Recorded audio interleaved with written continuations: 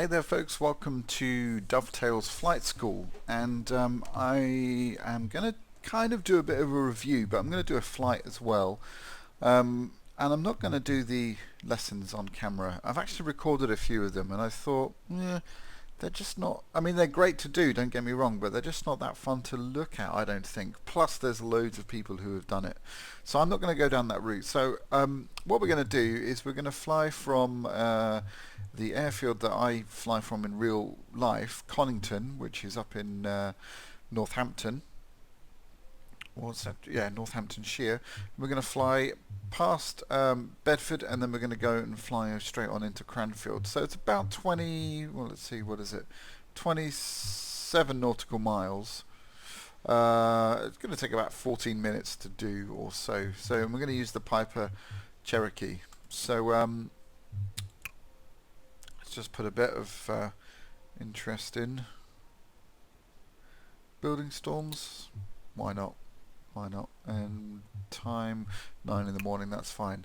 Yeah, so I'm kind of enjoying this. It's the long awaited because you know, we've been using P3D and FSX, which are both 32-bit programs. I have to say, first impressions are kind of love-hate. There's things that it does really well, and there's things that really kind of bug me. Mostly graphical things, to be honest. The flight dynamics are okay. They're not, I don't know, not amazing. But yeah, so certain things are great, and I'll talk more about that as we get into it. So it's very dark. See, this is one of the issues that's been bugging me. I'm not touching anything at all, and yet the views are flying around. It's something to do with the... See, I can't even get back in the cockpit now. Let me try this. There we go. Something to do with the yoke. That doesn't seem to have binded very well. I have actually set it up as per the instructions. Sorry, I'm just trying to see what the time is. Where can I see that? It looks like there's some light up there. We'll go with it. We'll go with it. Okay, so bear with me. I'm just going to turn this down a bit in my earphones so I don't shout. So, see, there it goes again. It's so annoying. You know, if that happens mid, or, you know, just as you're coming into land, that's not a good thing. Why are we jumping up and down as well? Just doing a check on the... I'll turn the lights on.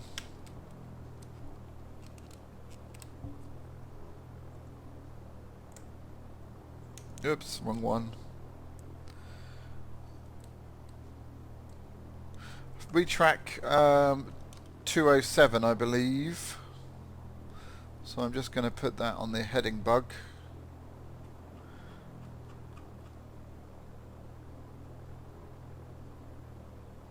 Something about there, that'll do.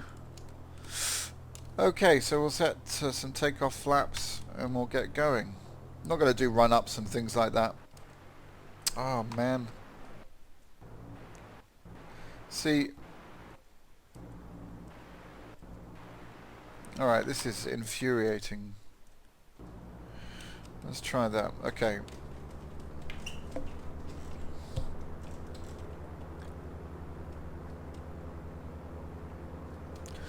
Rotate about 70 knots. Okay. Just trimming out for the climb. Okay, so as we do this flight, I'll talk about the sim, what I like and what I don't like. So we'll start with the positives. First of all, it's really, really smooth. Let me just get the frame rates up here. 40, easily, you know, between, I don't know, 35 and 40 frames. I've got a pretty good system. I have a GTX 970, so pretty good system. Flaps can come up now. And look at the ground textures. You'll see this more as we get into the flight, but they're absolutely stunning, I have to say. Really, really, really great job, and we've got Orbex to thank for that, obviously. But yeah, it just looks stunning in terms of the ground textures. Now, what doesn't look so stunning is the aeroplane itself. I mean, it's okay. I think I'm slightly spoilt by A2A. But yeah, I was probably expecting a little bit more in terms of the texturing and just the general look of the aeroplane. It's fine from the outside, but yeah, I don't know. I'm maybe nitpicking a little bit. But the other big disappointment is the cloud textures. I just find them incredibly disappointing.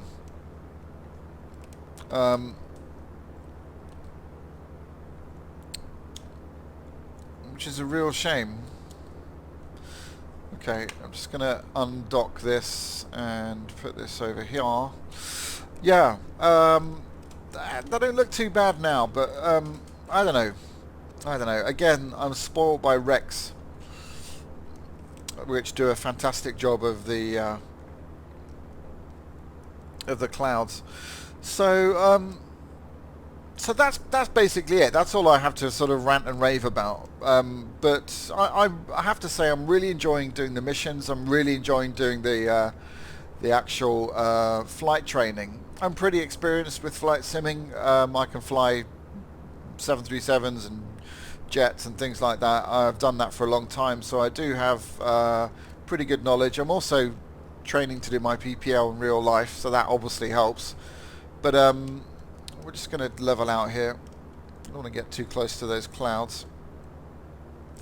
So yeah, so I'm fairly experienced, but I am loving just going back to the basics and just having some fun, especially with this aircraft. I haven't done the Cub lessons yet. They're the most basic ones. That's for your sports license here in the UK. So I will go through those. Again, I'm not going to do them on camera just because loads of people have done that already. I just don't think it'll be that fun to watch. But yeah, it's really good fun. The missions are also well done. I just hope they do more missions when the Diamond Twin comes out. That would be cool. So yeah, look at the that's the A1. Is it the A1? Yeah, I think it probably is the A1. Pretty nicely done. The lights look fantastic. So yeah, performance is great as you would expect now with a 64-bit. The ground textures are brilliant. It just needs more work in the sky, really, I think, and of course that's where you spend most of the time.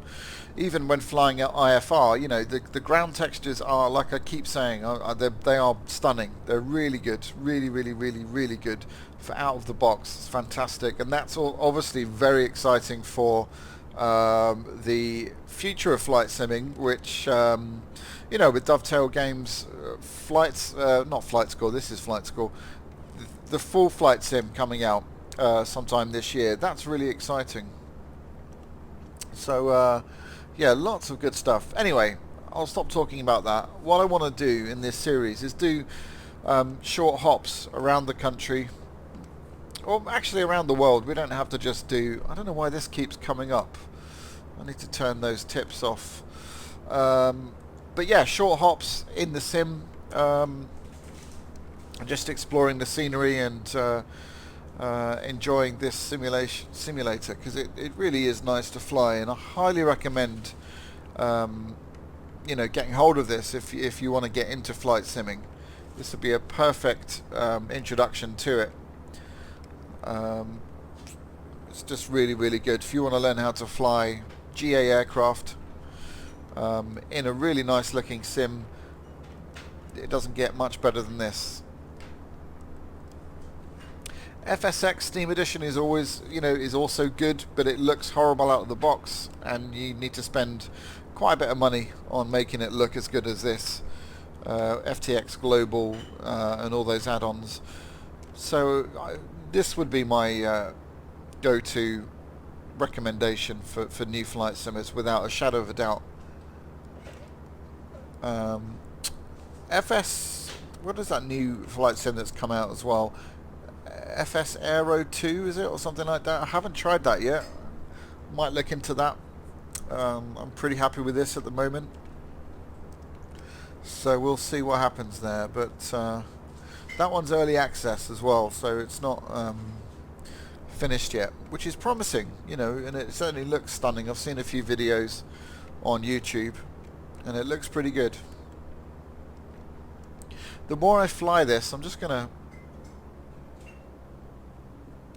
decrease power a bit. The more I fly this, the more I'm really enjoying the flight dynamics.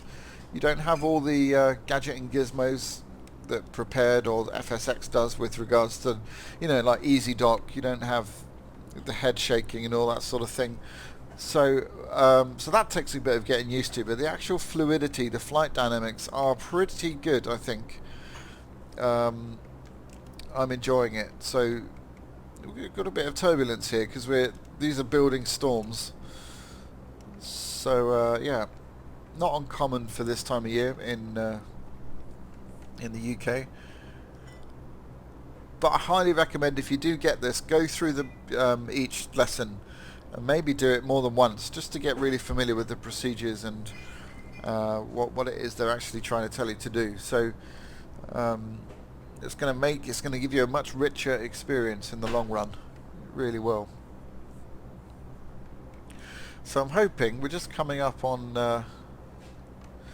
not far away from our destination of Cranfield. This is where I grew up, actually, this area, so it's nice to fly around here.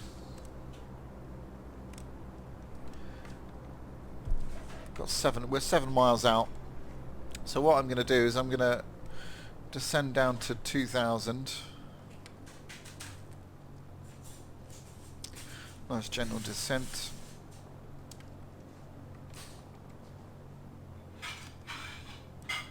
And yeah, this will be a fairly short video,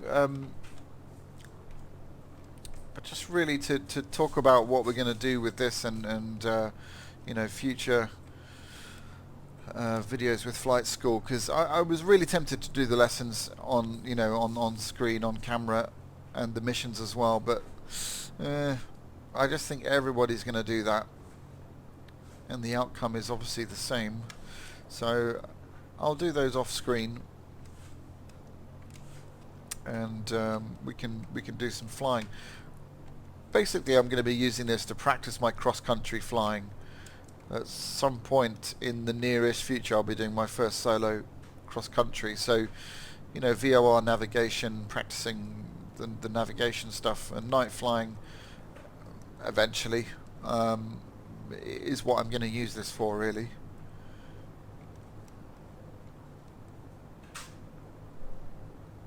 So I'm just going to line up with the Cranfield. It's somewhere over here. I think that's it there. Yep. So again, we'll just mosey on down to 2,000. We'll fly straight in. We won't do a circuit or anything like that. It'd be nice if you could change I'm using my hat switch to move my head around, and it's very, as you can see, very jerky. Be good if you could smooth that out. Again, I'm just nitpicking really, but it does make a difference, at least to me anyway. Alright, so we'll now really start to bleed some of this speed off, get down to 2,000, and then get set up for the approach.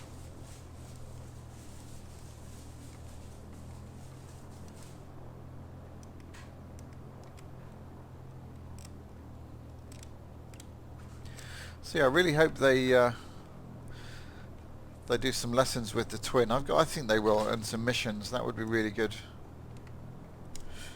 Alright, so we'll just nose up a bit, and we'll put our third stage of flaps at about 70.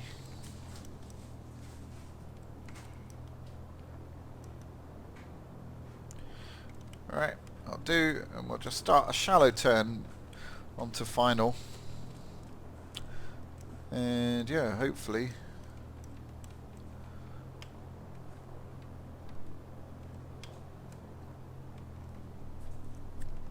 shame we can't see any lights on. That would be good.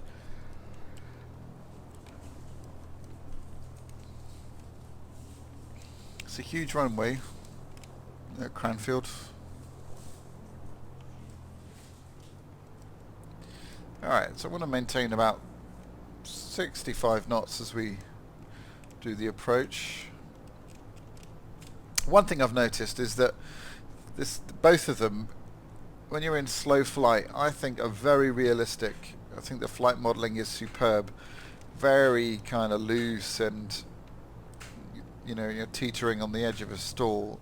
Oh dear. That's not ideal. Let's try and restart. I don't quite know what's happened there. Oh dear.